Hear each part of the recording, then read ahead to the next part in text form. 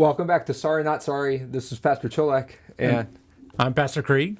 welcome back. This is episode 4. We're going to talk a little bit more about Aquinas's 4 ways. No, 5 ways. 5 ways. 5 ways. The quinque vii. Yep. And so today we are going to number 2, and that is the argument from efficient cause. Right. Efficient cause. So efficient cause, sometimes people hear that and are confused. What does this mean? What does efficient cause mean? I think, and when you read Thomas, he uses this phrase, efficient cause, and intersperses it with just cause as well. Mm-hmm. So I think for us and what we want to do as far as these discussions go and understanding it, if you think cause, such as almost cause and effect, because this really sounds so similar to the one we just did, right. And it also has like some connections to the third one, which we're going to do next week. So it does, and I think if you remember last time we talked about the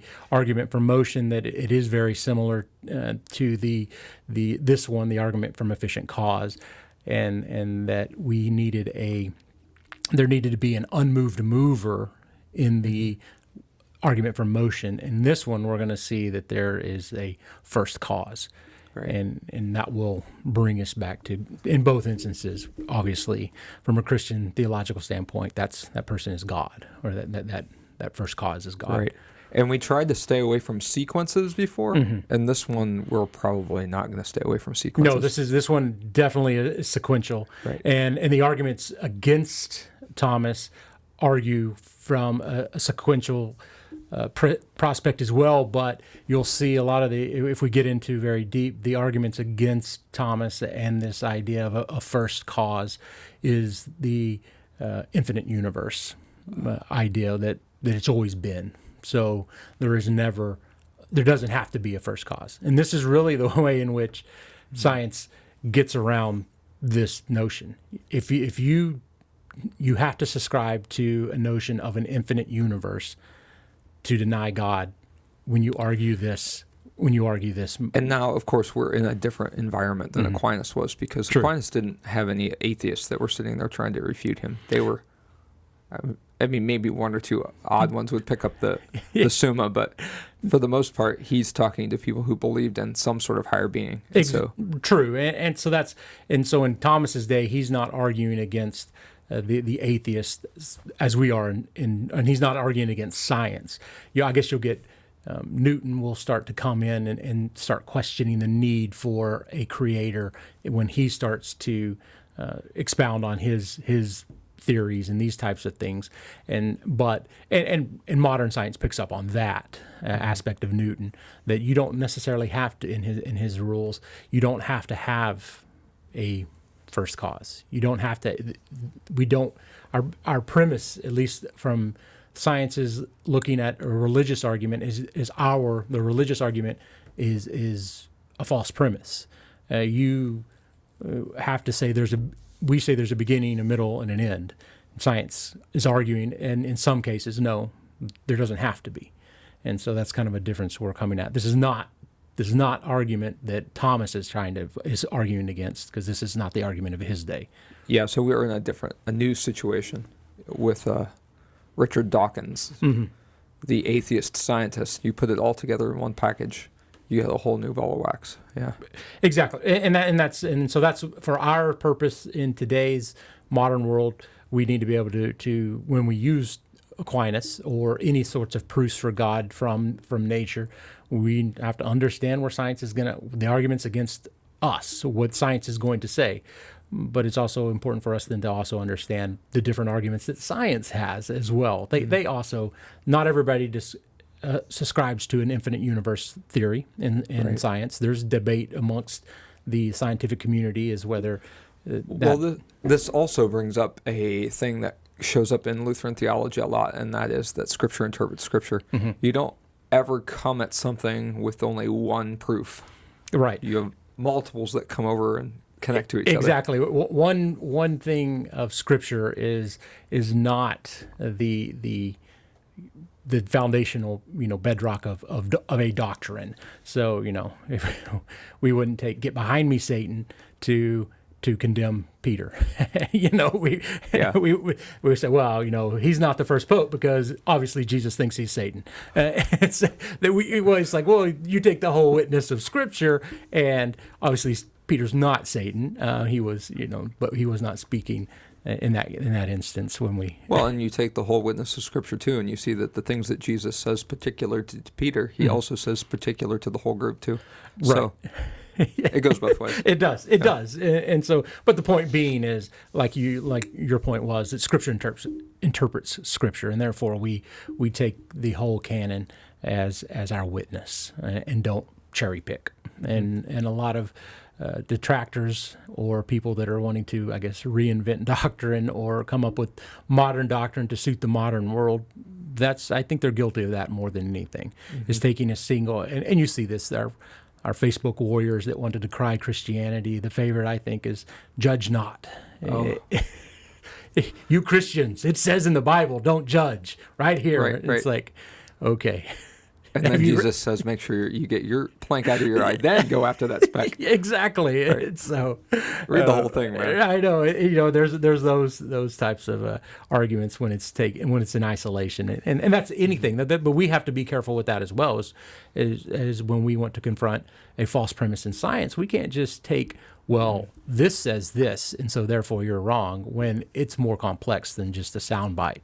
Right. I think, and so we don't do ourselves any favors if we argue from a point taken out of context either. And so we need to make sure that we're educating ourselves on what the other side is saying. Yeah. And so, we're totally okay with a scientific method, without a doubt. As long as we all use the same method. Exactly. And oftentimes Christians will get accused of being anti-science, and that's couldn't be further from the truth. Science is a wonderful tool that God has given us to understand His universe, understand the complexities of a single-celled organism all the way to the cosmos. And so we have science that illuminates God's creation. And so we use this gift to better ourselves, to better humanity, to better, take care of the planet and all sorts of things. Right. But the problem is, and the divergent is, whenever science goes away from God, denies God, and tries to build a model based on something that is just not correct. And so... Well, they jump down a rabbit hole and then they just keep falling. Right? It's true. All right, It's true. so the argument from efficient cause. Right, all right. So, what's the argument? The argument is that there is basically a sequence of causes that make up the universe must have a first cause. And so it starts, there's an efficient cause for everything. So or you can just think cause. There is a cause for everything. Nothing can be the cause of itself. So if something were to be the cause of itself, it would have to exist prior to itself. Right. And this is the same sort of way we went at it with nothing can move itself. Something else has to move or act upon it in order for it to move. There has to be an outside force acting upon it for motion, exactly. And the same approach comes here. Thomas kind of starts at it this way as well, that an efficient cause can't be its own cause, right? Otherwise, it would have to exist prior to itself. And so nothing can exist prior to itself. So it's not possible to... From that, he goes on to say it's not possible to regress to infinity, or that is, a chain of causes can't be infinite. You can't just say, well, it just goes on forever. It's always been these causes. So he's refuting these scientific claims. Right, and this will be the argument that science will say, well, no, you don't have to have a beginning, middle, and end.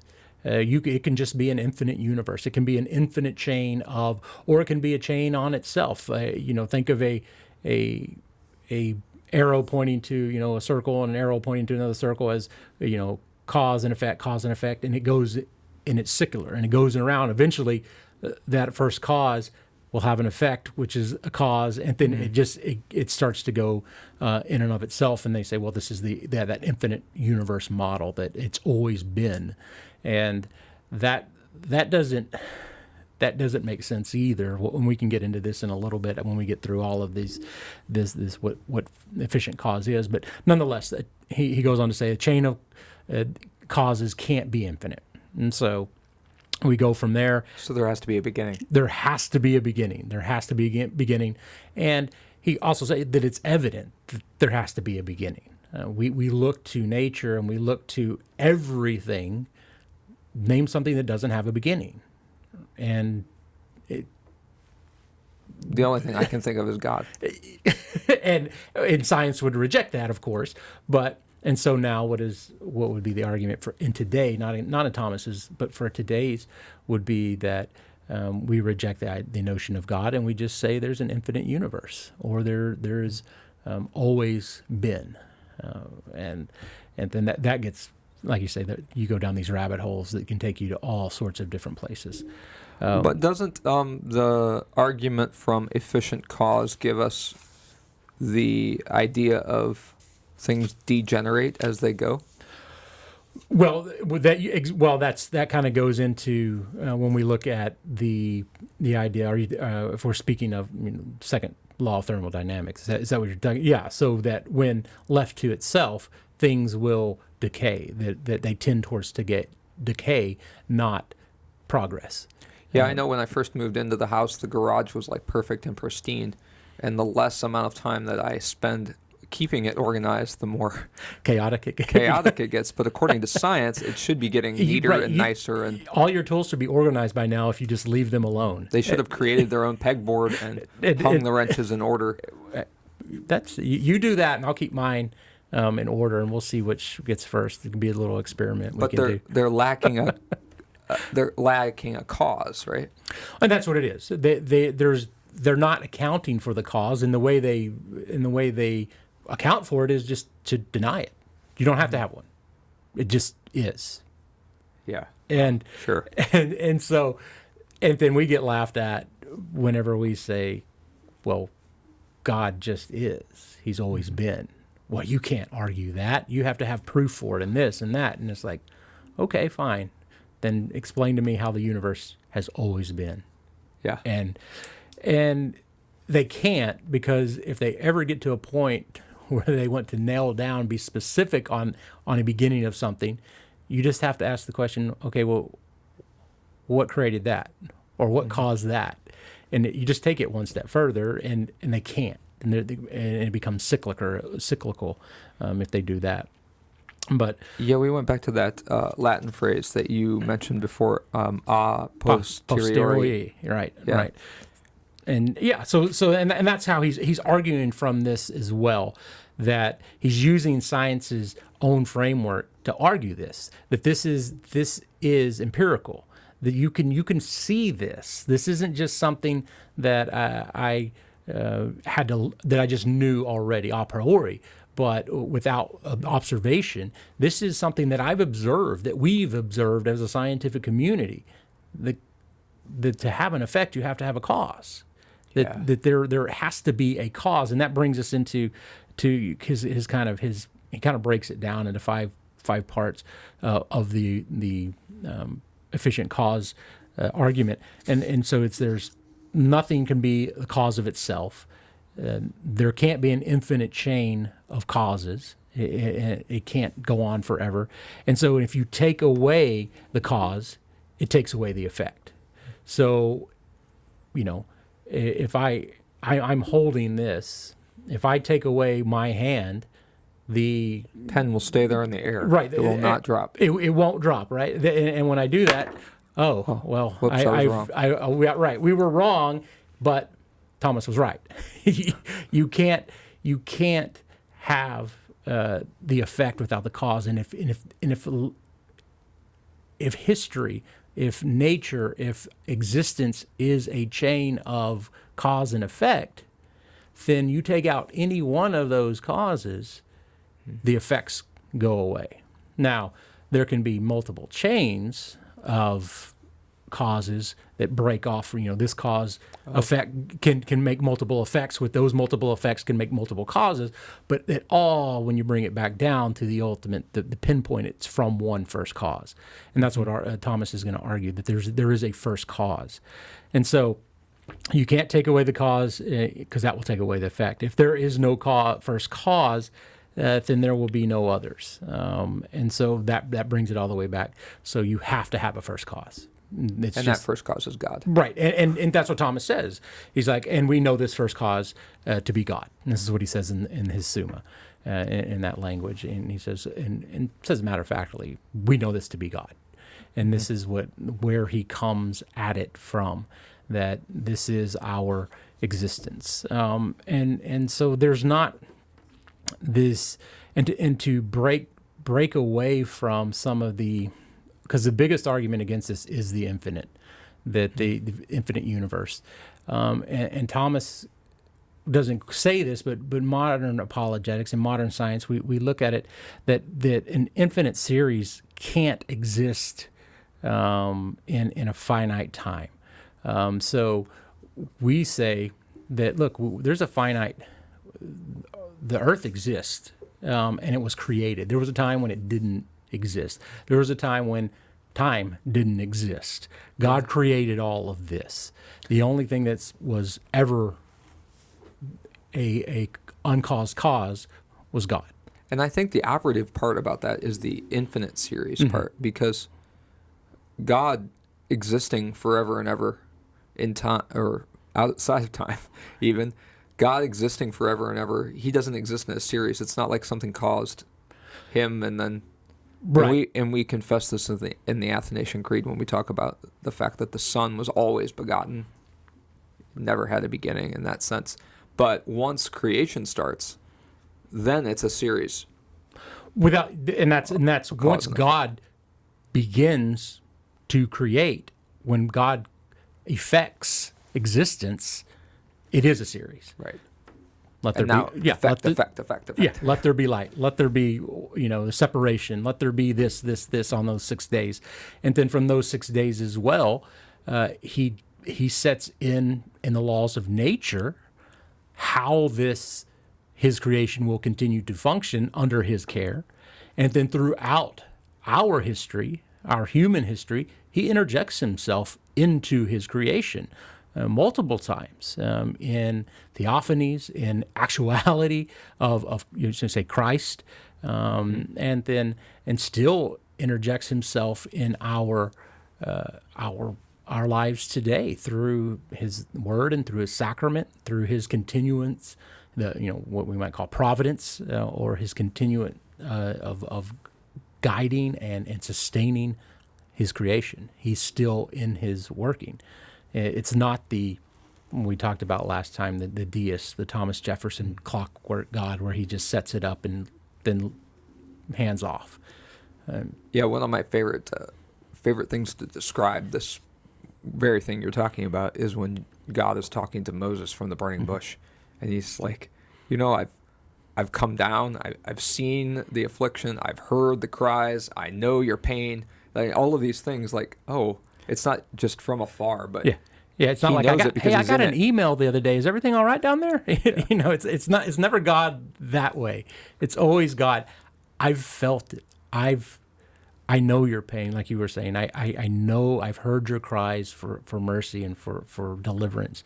I've always been there. I've always been with you, and so. You mean it's not like Bruce Almighty, where he's standing out there with his computer? No. Okay, I had to say that. That is not, although a funny movie, yes. Not theologically accurate or sound. I would not use that for doctrine, but we do go back to that first cause, and science will then say, well, what caused God?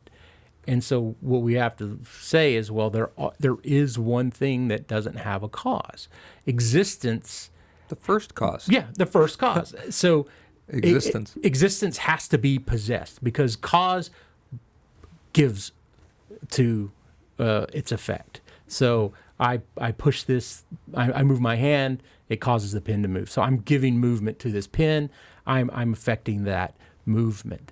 And so to be in existence has to be possessed. And it has to be possessed in something that has always existed external of its own existence. And so that means it's always been there. It's part of its natural being that it exists. And so God exists to be able then to give us existence. That's how we are here now, because God has always existed. He is the actualization, right, of all potential. And so that is what God is, and he gives himself. It's the one time when that all sits on its head, right? It is, yeah. And we're okay with that as Christians. We understand that God exists without anything having to have created him.